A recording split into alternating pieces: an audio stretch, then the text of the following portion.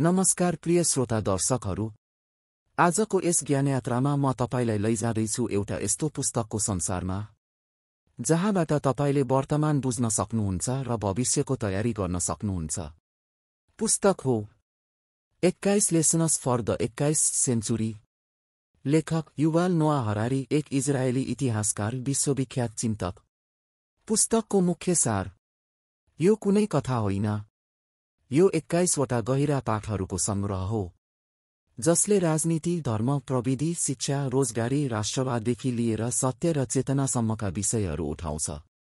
यहाँ तपाईले पाउनुहुन्छ उत्तर: फेक न्यूज र सूचना युद्धबाट कसरी बस्ने, एआई र अटोमेसनले तपाईको रोजगारीमा कस्तो असर पार्न सक्छ, राष्ट्रवाद र विश्वव्यापीकरणबीच सन्तुलन कसरी मिलाउने, किन शिक्षा र आत्मचेतना भविष्यको सबैभन्दा ठूलो हतियार हुन्।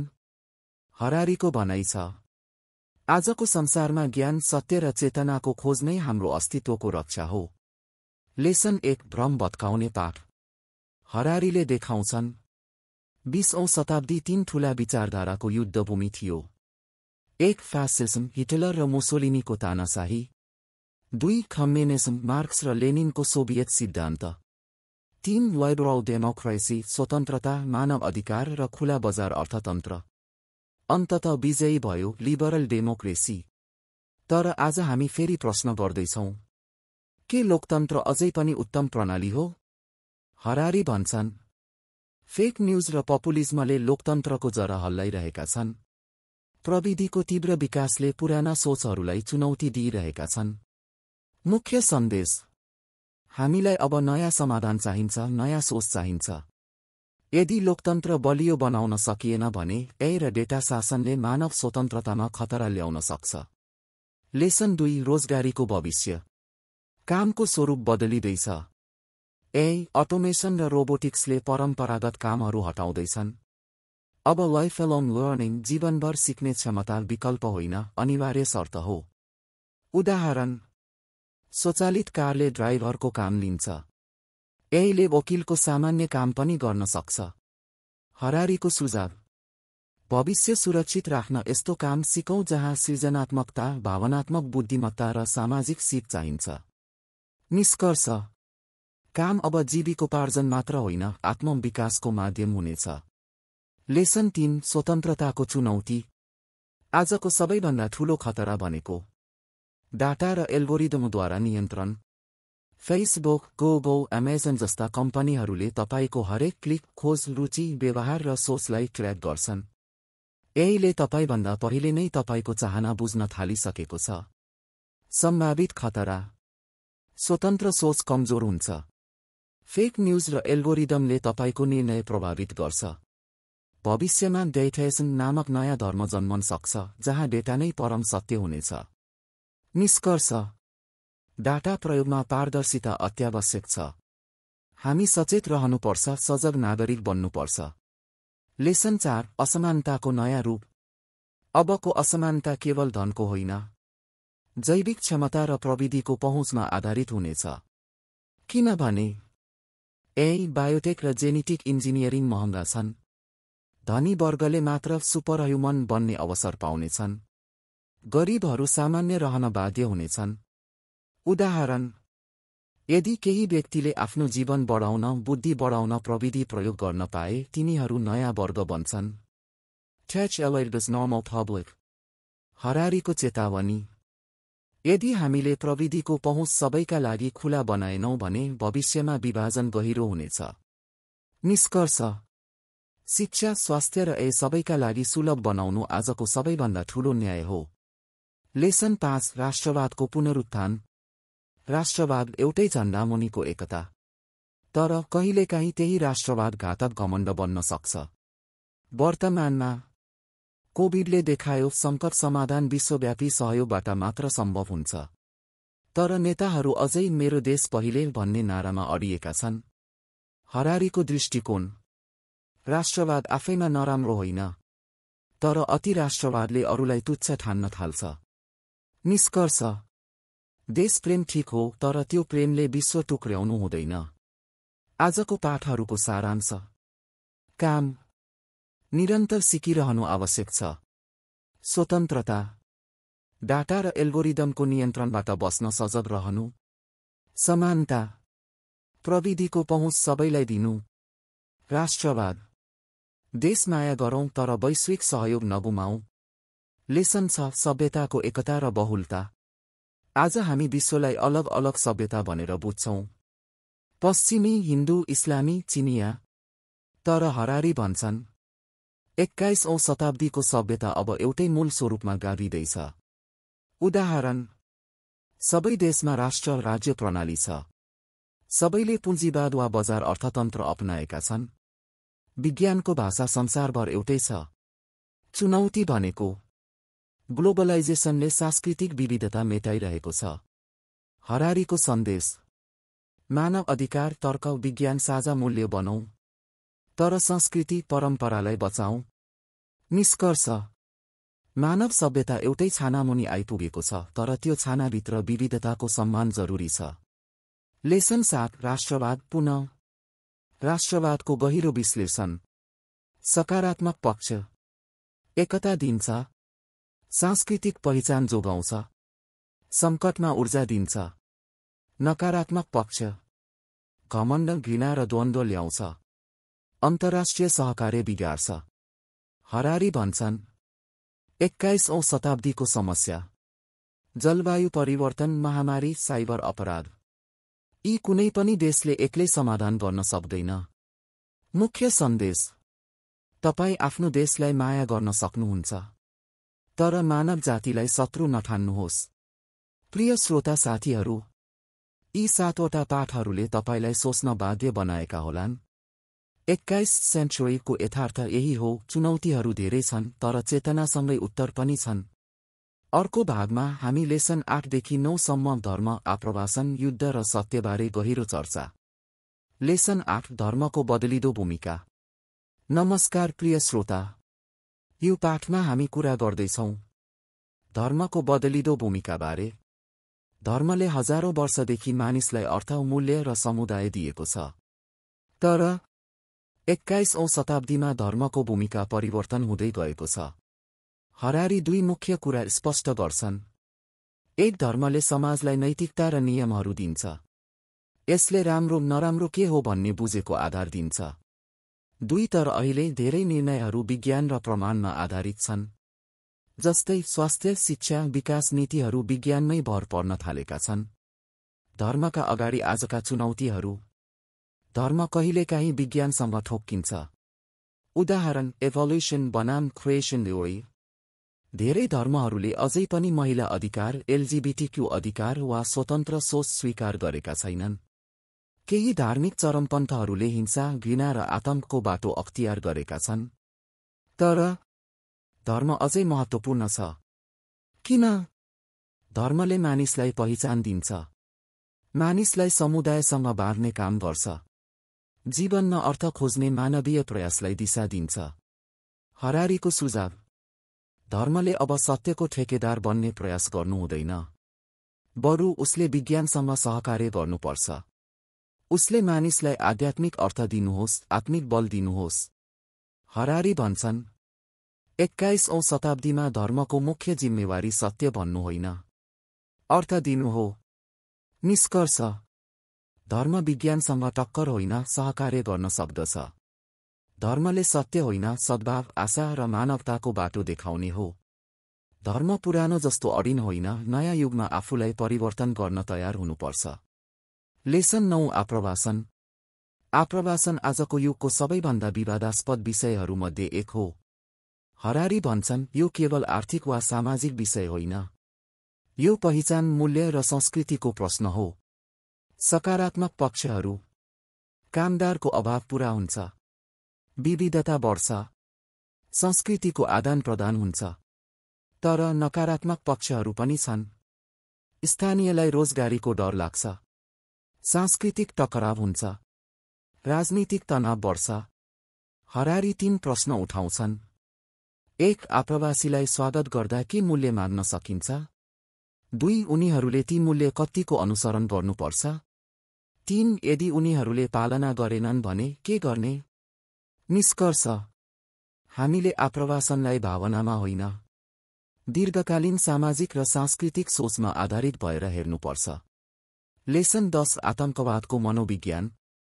युवल हरारी भन्छन्, आतंकवाद शक्ति होइन, रणनीति हो। आतंकवादीसँग सेनाको जस्तो ठूलो शक्ति हुँदैन, तर उनीहरूले मानसिक प्रभाव पार्न सक्छन्। थोरै मान्छे मारेर धेरैलाई डराउने प्रयास हुन्छ। उदाहरण 9/11 को हमला। करिब 3,000 मानिस मारिए, तर त्यसपछि लाखौंमा त्रास फैलियो। अमेरिकाले खर्बौं खर्च गर्यो सुरक्षा बढाउन। तर हरारी भन्छन्, आतंकवाद अन्त्य गर्न गाह्रो छ, तर त्यसको प्रभावलाई नियन्त्रण गर्न सकिन्छ। जति बढी डरायौं उति आतंकवाद बलियो बन्छ। उनको सन्देश छ, आतंकवादको शक्ति हाम्रो डरमा छ। लेसन 11 युद्धको बदलिदो स्वरूप। पुराना समयमा युद्ध बारम्बार हुन्थे, तर 21औं शताब्दीमा ठूलो युद्धको सम्भावना घटेको छ। किन? आणविक हतियारको डर छ, आर्थिक अन्तर्निर्भरता छ, अन्तर्राष्ट्रिय संस्थाहरूले संवादका बाटो दिएका छन्। तर खतरा अझै छ। साइबर युद्ध, क्षेत्रीय टकराव, आणविक हतियार असुरक्षित हातमा पर्न सक्ने सम्भावना। निष्कर्ष, अबको युद्ध केवल बन्दुक र बमले होइन, साइबर आक्रमणले पनि लडिन्छ। लेसन 12 विनम्रताको पाठ। हरारी भन्छन्, हामी सबै राष्ट्र र सभ्यताले विनम्र बन्न सिक्नुपर्छ। धेरै देशले आफ्नो धर्म वा संस्कृतिलाई सर्वोच्च ठान्छन्, तर यथार्थमा कुनै पनि सभ्यता पूर्ण छैन। ज्ञान र विज्ञान सबैको योगदानबाट बनेको हो। जस्तो गणित भारत र इस्लामी जगतबाट, आधुनिक विज्ञान युरोपबाट, कागज चीनबाट। उनको सन्देश छ, कुनै सभ्यता पूर्ण छैन, मानवता साझा प्रयास हो। विनम्रता भनेको आत्मघृणा होइन, अरूको योगदान स्वीकार गर्नु हो। लेसन 13 ईश्वर र आधुनिक युग। धर्मले हजारौं वर्षदेखि ईश्वरलाई संसारको केन्द्र बनायो, तर आजको युगमा प्रश्न उठ्छ, के हामी अझै पनि ईश्वर चाहिन्छ भन्ने विश्वास गर्छौं? धेरै मानिस अझै ईश्वर र धर्ममा विश्वास गर्छन्, तर अबका निर्णयहरू विज्ञान, मानव अधिकार र लोकतन्त्रमा आधारित छन्। विज्ञानले बिग ब्याङ, इभोल्युसन र डेना जस्ता गहिरा प्रश्नहरूको उत्तर दिइसकेको छ, तर ईश्वरको भूमिका अझै बाँकी छ। मानिसलाई जीवनमा अर्थ दिन, समुदायमा एकता ल्याउन, दुःखमा ढाडस दिन। हरारी भन्छन्, ईश्वर अब सत्यको स्रोत होइन, अर्थको स्रोत बन्न सक्छ। लेसन 14 आप्रवासन फेरि विश्लेषणात्मक रूपमा। हरारी भन्छन्, आप्रवासन केवल काम र नाफाको विषय होइन, यो नैतिकता, पहिचान र भविष्यप्रतिको दृष्टिकोणसँग जोडिएको छ। देशहरू 3 प्रश्नमा अल्झिन्छन्। 1 के आप्रवासीलाई प्रवेश दिन? 2 के उनीहरूलाई समान अधिकार दिन? 3 के उनीहरूले आफ्नो संस्कृति परिवर्तन गर्नुपर्छ? उदाहरणका लागि युरोपमा रोजगारी सजिलो हुन्छ, तर सांस्कृतिक मिलन कठिन हुन्छ। कतिपय नागरिक डराउँछन् कि नयाँ आप्रवासी आएपछि आफ्नो पहिचान हराउनेछ। तर हरारी भन्छन्, इतिहासमै सबै संस्कृति मिसिएर नयाँ पहिचान बनेका छन्। उनको सन्देश छ, हामीले आप्रवासनलाई मानवीय दृष्टिकोणले हेर्नुपर्छ, राष्ट्रवादभन्दा माथि उठेर। समानता, अधिकार र सह-अस्तित्वमा जोड दिनुपर्छ। लेसन 15 आतंकवाद दोहोरिन्छ तर दृष्टिकोण फरक। 21औं शताब्दीमा आतंकवाद ठूलो भय बनेको छ, तर हरारी भन्छन्, यो भय वास्तविक क्षतिभन्दा बढी हो। धेरै मानिस ट्राफिक, रोग वा प्राकृतिक प्रकोपबाट मर्छन्, तर मिडिया र राजनीति आतंकवादलाई ठूलो सङ्कट झै देखाउँछन्। आतंकवादीको उद्देश्य धेरैलाई मार्नु होइन, तर धेरैलाई डराउनु हो। उनको सन्देश, डरले नियन्त्रण गर्दा मात्र आतंकवादी जित्छन्। सरकार र नागरिकले शान्त दिमागले सोच्नुपर्छ। सुरक्षा जरुरी छ, तर सबैभन्दा जरुरी कुरा हो जनतालाई शिक्षा दिनु, डरको सामना गराउने। अबको सारांश लेसन 8:15। धर्म, विज्ञानसँग सहकार्य गरौँ, अर्थ खोज्ने बाटो बनौँ। आप्रवासन, सामाजिक र मानवीय सन्तुलन आवश्यक। आतंकवाद, डर होइन, बुझाइ र नियन्त्रण जरुरी। युद्ध, साइबर युगको युद्धलाई बुझ्न जरुरी। विनम्रता, सबै संस्कृति बराबर छन्, हामी सबै सिकिरहेका छौं। ईश्वर, आज अर्थको स्रोत न कि वैज्ञानिक प्रतिस्पर्धा। नमस्कार प्रिय श्रोता तथा दर्शक मित्रहरू। आज हामी एउटा अद्भुत बौद्धिक यात्रा तय गर्दैछौं। एक यस्तो यात्रा जसले तपाईको सोच, चेतना र भविष्यप्रतिको दृष्टिकोण नै बदल्न सक्छ। हामी कुरा गर्दैछौं विश्वप्रसिद्ध इतिहासकार युवाल नोआ हरारीको पुस्तक 21 लेसन्स फर द 21 सेन्चुरी को। हरारीले यस पुस्तक मार्फत सोधेका छन्, हामी कुन युगमा बाँचिरहेका छौं? हाम्रो सभ्यताले कता जाँदैछ? र हामी कसरी चेतनशील, जिम्मेवार र अर्थपूर्ण जीवन जिउन सक्छौं? लेसन 16 युद्धको बदलिदो स्वरूप। इतिहास साक्षी छ, मानव जातिले हजारौं युद्ध देखेको छ। तर हरारी भन्छन् 21औं शताब्दीमा युद्ध बन्दुकले होइन, बाइक र कोडले लडिन्छ।